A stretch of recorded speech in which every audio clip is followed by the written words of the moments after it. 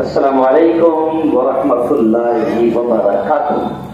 पूरा मजमा जवाब दे वालेकुम अस्सलाम व रहमतुल्लाहि व बरकातुहू।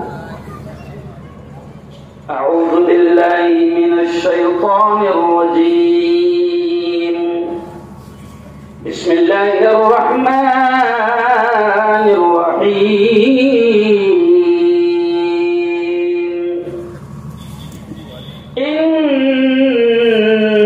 इन्नल्लाह ला युग़य्यिरु मा बिक़ौम हत्ता युग़य्यिरु मा बिअन्फुसिहिम।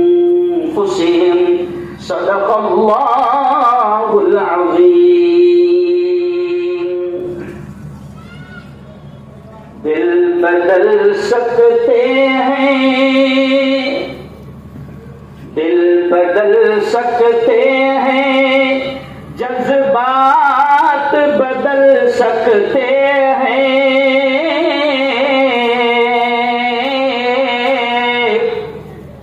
मुल्क के फिक्र ख्यालात बदल सकते हैं,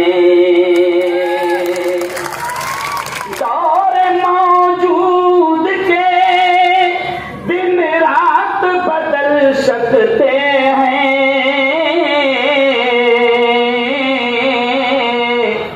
हम बदल जाएं तो हालात बदल सकते हैं, हम बदल जाएं तो हालात बदल सकते हैं।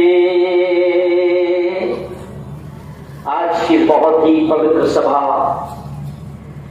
में हमारे बहुत ही दबंग लीडर मालेगांव वालों, मैं साल में 2-4 मरतबा दीनी प्रोग्राम के लिए यहाँ पर आता हूँ आपके शहर मालेगांव में, लेकिन आज मैं आपको बताऊं कि इन 10-15 सालों में मैं कभी भी किसी राजनीतिक प्रोग्राम, कभी भी किसी सियासी प्रोग्राम में नहीं आया हूं, लेकिन जैसे ही मुझे पता चला कि मालेगांव का एक बहादुर, एक निडर, एक बेबाक, एक जाबाज लीडर यहाँ पर खड़ा है एजाज बेग की सूरत में, तो आज पहली मर्तबा मैं एजाज बेग के प्रचार और प्रसार के लिए यहाँ पर आया हूँ।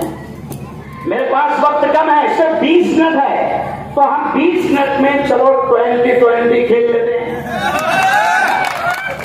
मैंने आपके सामने एक आयत पढ़ा कुरान की, एजाज भाई, मैंने एक आयत पढ़ा मालेगांव वालों कि अल्लाह ये कहता है इन्नल्लाह ला युग़य्यिरु मा बिक़ौम, अल्लाह कहता है कि मैं भी किसी कौम की हालत को उस वक्त तक नहीं बदलता जब तक कि वो कौम खुद अपनी हालत को बदलना न चाहे। अल्लामा इक़बाल ने इस आयत को शेर में कह दिया। अल्लामा इक़बाल ने क्या कहा कि खुदा ने आज तक उस कौम की हालत नहीं बदली, न हो जिसको ख्याल खुद अपनी हालत के बदलने का। तो आज आपसे हम अपील करते हैं कि मालेगांव शहर में मुझे किसी के खिलाफ बोलना नहीं है, क्योंकि मैं ओरिजिनल मुफ्ती हूं।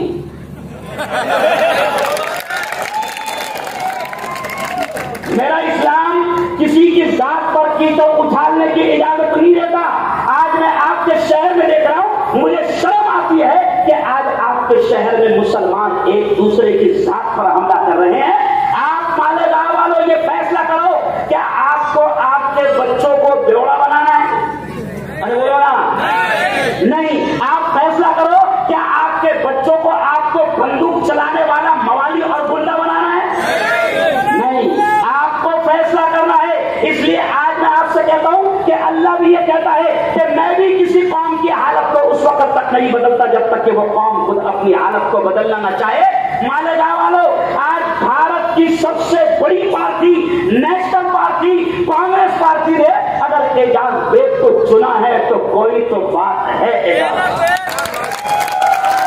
हम छोटी मोटी पार्टियों के लिए नहीं आए हैं।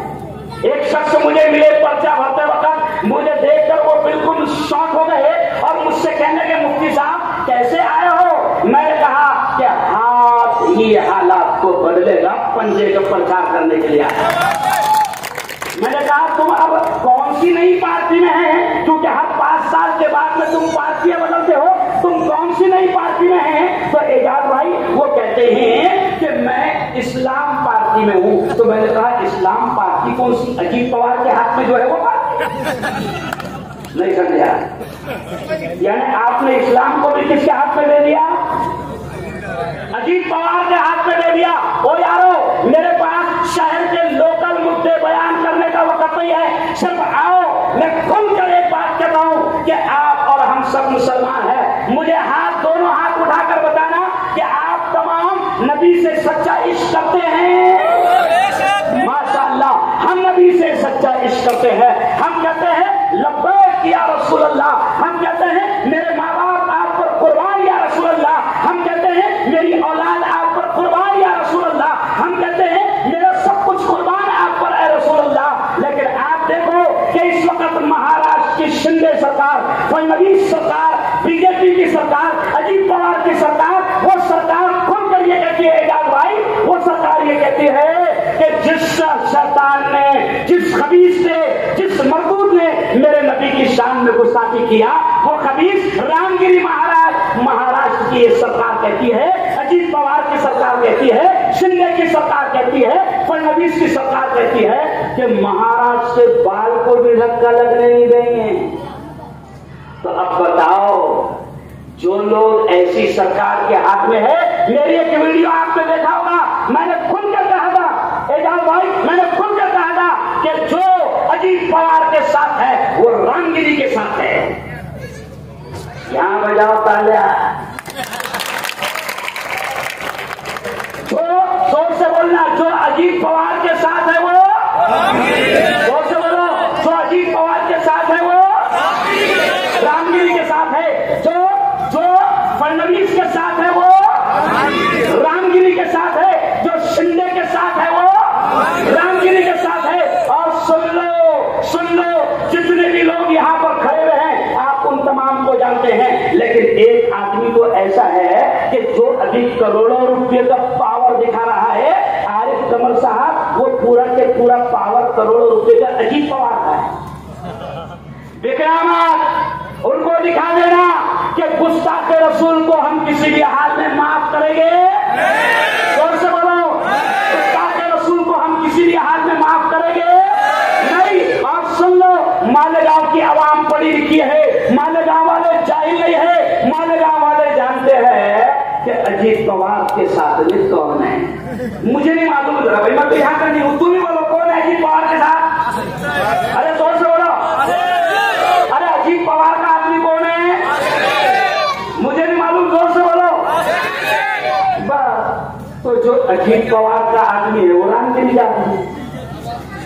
हम ऐसे शख्स को जोर से बोलो, मां की कसम खा के, ऐसे शख्स को नहीं देंगे। और याद रखो, ये भी याद रखो, मैं भी आपके शहर में आया, वो जाफरनगर, और वहां से मैं एंट्री मारा, कसम खुदा की एजाज भाई, मुस्तकीम भाई, मैंने देखा कि कितना बुरा हाल आप लोगों ने, आमदारों ने किया हमारे गांव का कर दिया।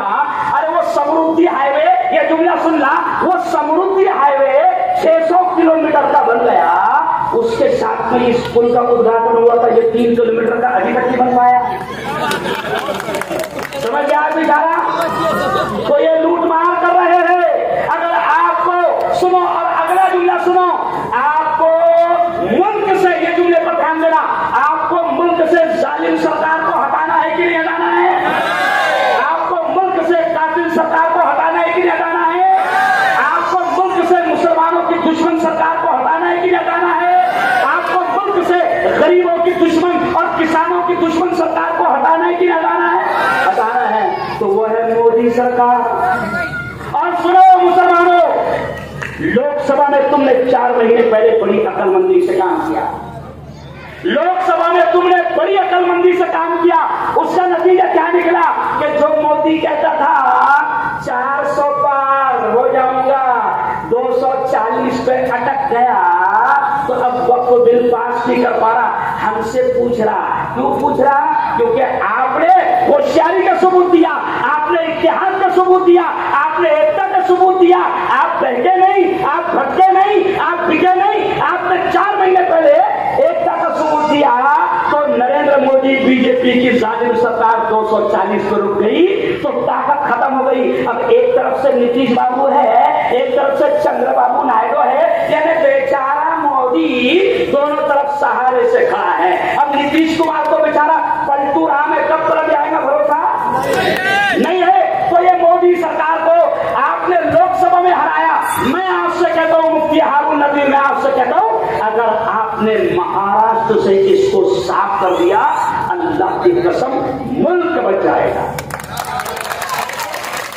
और हम मुल्क के चाहने वाले हैं साहेब, निखिल भाव, हम मुल्क के चाहने वाले हैं। सुनो, हम मुल्क को बचाने का काम कर रहे हैं। ये कांग्रेस पार्टी आपने देखा होगा कि जब ये शैतान लोग पूरे मुल्क में नफरतें फैला रहे हैं, दुश्मनियां फैला रहे हैं, हिंदू मुसलमान में दंगे फैला रहे हैं, तो उस वक्त हमारे नेता राहुल गांधी ने मोहब्बतों का व्यापार शुरू कर दिया है।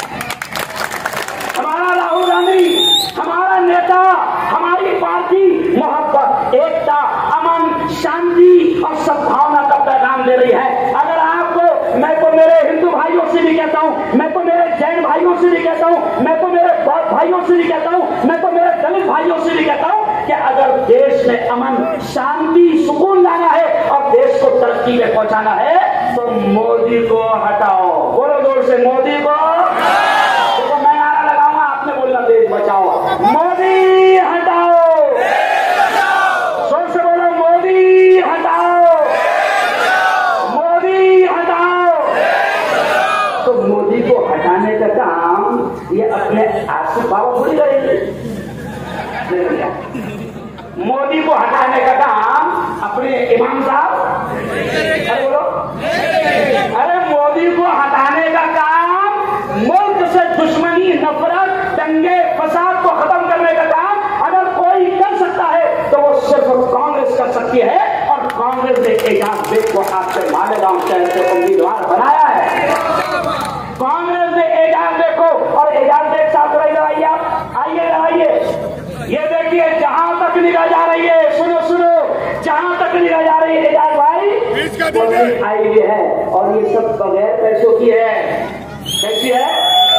बगैर पैसों की है।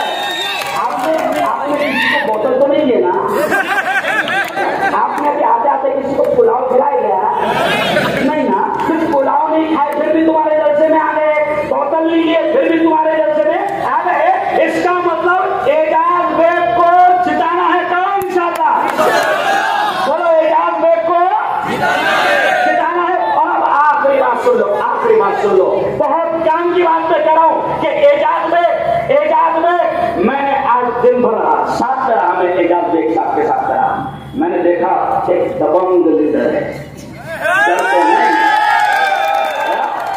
दबंग लीडर है, डरते नहीं। और मैंने ये भी देखा कि कुछ लोग हवलदार को साहेब बोलते और वो एसपी और बड़े बड़े 3 स्टार वाले मेरे इस लीडर को सलाम ठोकते हैं।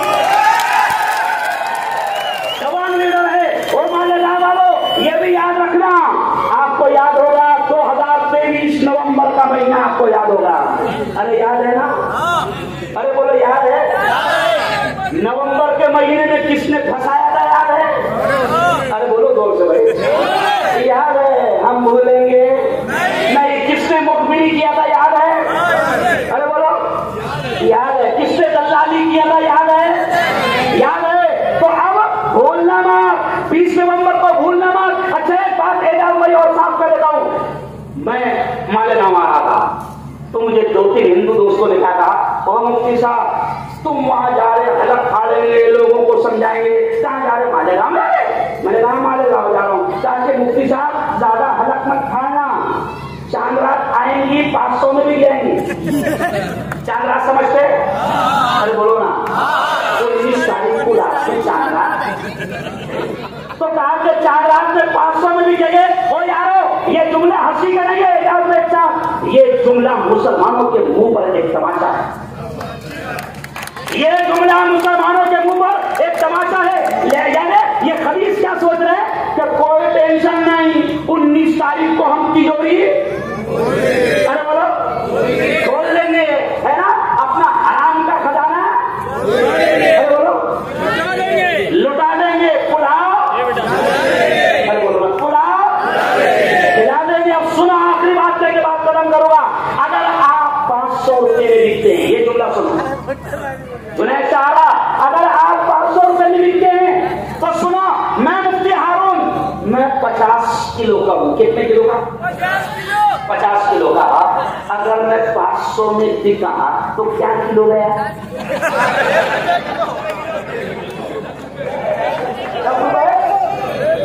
अरे अगर एक आदमी जो वोट डालने वाला है 50 किलो का है और 500 में बिका, तो अभी 1000 रुपए साहब ने जाके 10 रुपए किलो गया। अरे मालेगांव के गैरतमंद जवानों, गैरतमंद साथियों, अरे सेमड़ी मेंढी अभी 700 रुपए किलो बिक रही। मेरी 700 किलो बिक रही, तो बता दो कि हम बिकने वाले जोर से बोलो, हम बिकने वाले नहीं है। हम कांग्रेस को लाएंगे और देश को बचाएंगे। बोलो, हम कांग्रेस को लाएंगे और देश को, जोर से बोलो, हम कांग्रेस को लाएंगे और देश को। कांग्रेस आएगी तो सुनो, आज राहुल गांधी, मैं चैलेंज के साथ कह रहा हूं, आरएसएस, और खतरनाक जुमला सुन लो, आरएसएस जो सिर्फ मुसलमानों की दुश्मन नहीं है, मुसलमानों की दुश्मन नहीं है, आरएसएस मुल्क की दुश्मन है। मुल्क में दंगे फसाद फैलाना, हिंदू मुसलमानों को आपस में लड़वाना, आरएसएस वालों की पूरी कुंडली आपको मालूम है कि उस वक्त अंग्रेजों के साथ में क्या किया था। लेकिन चैलेंज के साथ कहता हूं एजाज भाई, चैलेंज के साथ कहता हूं कि आरएसएस के खिलाफ अगर कोई खुलकर मैदान में आकर बोल रहा है तो वो मेरा शेर राहुल गांधी है, जो खुलकर बोल रहा है। इसलिए मालेगांव वालों, तय कर लो कि 20 नवंबर को जब मशीन के पास में जाएंगे, अच्छा देखो, कुछ लोगों के पास में हराम का बहुत आ गया, हराम का उनके पास बहुत आ गया। अच्छा, हराम के पैसे की तासीर है कि वो रहता नहीं, वो रहता नहीं, तो 15 तारीख के बाद में ऐसा वो पैसा खुद ऐसा उछलेगा। तो क्या कर रहा है, जिनके पास में ज्यादा हराम का है, पैसा बहुत उछाल रहे हैं, तो क्या कर रहा, ले और अपन अपने मन के मालिक है। मोदी जी कैसे मन के मालिक है? मोदी जी सिर्फ उनके मन की बात करते हैं, किसी के मन की सुनते क्या? नहीं। तो जिनके पास में हराम का पैसा है, ले लेना और उसको बोलना, भैया वोट तो ईमानदारी के साथ एजाज देखो रहेगा, वोट ईमानदारी के साथ किसको रहेगा? अच्छा, एक बात, आखिरी बात सुन लो, आपने 10 साल एक शख्स को मौका दिया कि नहीं दिया? बोलो ना यार, बोलो ना यार। एक खानदान को 30 साल खाने का मौका दिया कि नहीं दिया? अरे बोलो भाई, उन्होंने कितना खाया क्या वो बोला निकाल रहे हैं। तो आपने एक खानदान को 30 साल मौका दिया, आपने एक शख्स को 10 साल मौका दिया, तो मैं आपसे कह रहा हूं कि जो आदमी 25 साल में उसने अपने इलाके की दिशा और 25 साल में अपने मोहल्ले की किस्मत बदल लिया, उसको एक बार मौका दे दो मालेगांव शहर की किस्मत बदलने, एक बार मौका दे दो मालेगांव शहर की किस्मत बदलने का। और याद रखो, हम वो नहीं है एजाज भाई, हम वो नहीं है जो हमें बस जज्बात में लाकर कहते कि मेरे आमदार एक बार जिता दो, फिर यहाँ पर देखना हैदराबाद के जैसा हॉस्पिटल बन जाएगा। अरे बना क्या रे भाई? अरे कहीं दिख रहा है रास्ते में? क्यों नहीं दिखा? अरे बोलो ना। मैं जलगांव में भी ऐसे बोले थे, उन्होंने जलगांव में भी बोले थे, ऐसे बोले थे कि मेरे 2 उम्मीदवार जिता कर दे दो, देखना अगले हफ्ते में मैं तुमको जलगांव की गलियों में नजर आऊंगा। अल्हम्दुलिल्लाह 10 साल हो गए नजर। अरे बोलो, नहीं आए तो झूठे वादों में मत जाना। प्यारे नबी की बात सुनाकर बात खत्म। ये जुमला याद रखो, प्यारे नबी ने क्या कहा, ये जुमला सुनो। प्यारे नबी ने कहा कि मोमिन बड़ा होशियार होता है, मोमिन बड़ा चालाक होता है, मोमिन एक बिल से 2 बार ऐसा, अरे बोलो, नहीं जाता। और अपनी इतने बावले है कि एक बिल से 30 साल तक के डसेगा, और एक बिल से, अरे बोलो ना, 10 साल। अच्छा, एक बात बताओ, अगर रास्ते में सफर कर रहे थे, पेशाब के लिए रुके किसी जगह पर, वहां सुराख था, सुराख में नजर पड़ी तो आपको ऐसा सांप का मुंह नजर आया, सांप का मुंह, तो हाथ मुंह नहीं डालेंगे? अरे बोलो ना, नहीं डालेंगे। क्यों?